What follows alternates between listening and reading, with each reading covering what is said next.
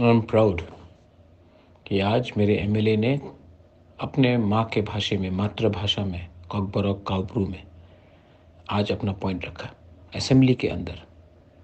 इससे पहले असेंबली में कोई नहीं बात करता था अपने मदर टंग में, शर्म लगता था हमें, कोई समझेगा कि नहीं समझेगा।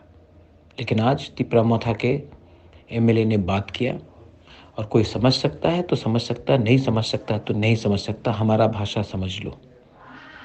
लेकिन हम लोग अपना अब अधिकार मांगेंगे, असेंबली में अंदर मांगेंगे, बाहर भी मांगेंगे। I am very proud of my Motha MLAs. आपने इतिहास बनाया और कभी मत भूलिए, पुइला जाति उलो पार्टी। हम लोग अपने जाति के लिए बात करने आए हैं, सिर्फ पार्टी करने नहीं। दिस इज पुबागरा। Congratulations once again. We will not surrender. बेलाइनो हम